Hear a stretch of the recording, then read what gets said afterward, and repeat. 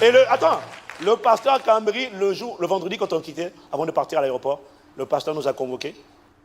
Non, le jeudi, il nous a convoqués dans sa chambre haute. Il a dit, vous n'avez pas idée de ce que vous venez de faire. L'acte que vous venez de poser. Parce qu'à côté de ça, on a aussi fait une offrande avec pasteur Yves. Enfin bref, il a dit, vous n'avez pas idée. Le Saint-Esprit m'a parlé. Il m'a dit de juste vous toucher. Vous venez de chambouler quelque chose dans la francophonie. Parce que c'était en direct à la télévision. Il nous a dit, vous n'avez pas idée de la portée de ce que vous venez de faire. Il a posé les mains. Il a dit, Seigneur, toi-même tu connais. C'était la Roko Babaha. Et que te le rebosa. Aïe, la mabrosa. Ikamale. Alors, si les prochains mois, années, tu vois ton pasteur comme un chou,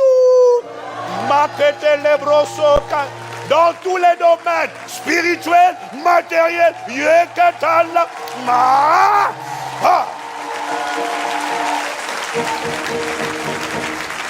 bon, comme la Bible dit, de se réjouir avec ceux qui se réjouissent, tu as le droit de dire un mot amen.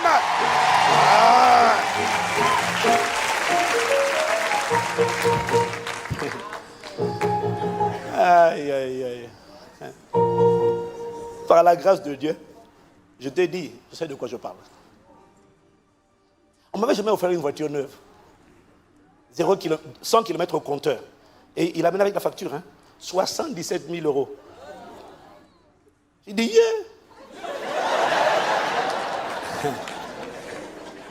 Waouh. Alors tu me diras, oh là là, le temps est passé déjà, oh là là, Seigneur, je n'ai même pas tout fini. Bref, je vais accélérer. Tu me diras, comment on fait pour activer ce genre d'alliance, de bénédiction? Comment on fait pour devenir riche pour Dieu? C'est simple.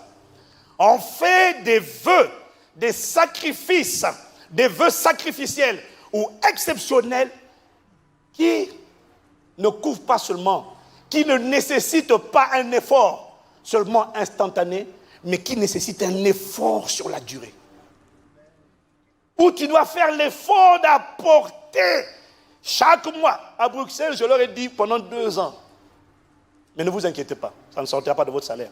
Dieu vous apportera la provision.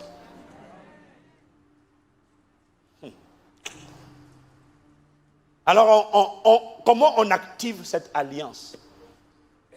On fait des vœux sacrificiels. On dit à Dieu, Seigneur, je veux faire un vœu. Et ça tombe bien. Ça tombe bien. Parce que moi, le vœu, c'est une prière. On veut donner. Mais pour donner, il faut la terre. Moi, j'ai la bonne terre à te proposer. Un pacte centre chrétien campus de Paris. Pour le prochain temple, il nous faut 10 millions. Ça, c'est pour les travaux tout seul.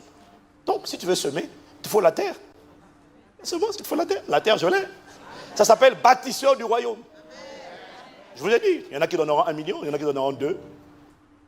Mais, comme ces choses-là, il faut commencer progressivement. Dis Amen. Amen. Tout dépend de ta foi. Tout dépend de ta foi. Mais si pour toi, par exemple, 10 000 euros représente un immense sacrifice, c'est une montagne, alors commence avec 10 000.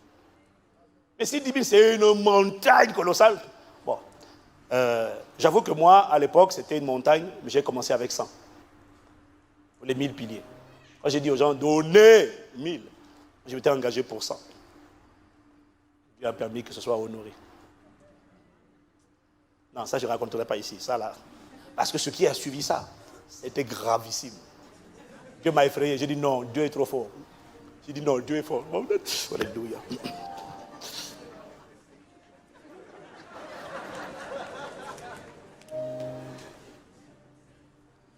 Quelqu'un me dit gloire à Dieu. Fais un vœu. Pas une seule fois. Dis Seigneur, je veux apporter. Si pour toi 10 ne te fait pas trembler, va sur 50.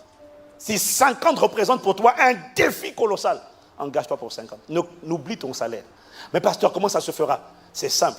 C'était la dernière partie de mon message. C'est simple. Chaque fois que Dieu veut opérer, chaque fois que tu demandes à Dieu d'opérer un miracle, la première question qu'il te posera, c'est qu'est-ce que tu as chez toi? Peut-être que c'est 5 pains, 2 poissons. Peut-être que c'est un peu de farine et puis un peu d'huile. Mais chez beaucoup d'entre nous, ça sera comme la veuve qui a perdu son mari, le prophète qui était mort, qui craignait Dieu. Dans 2 Rois, chapitre 4, versets 1 à 7,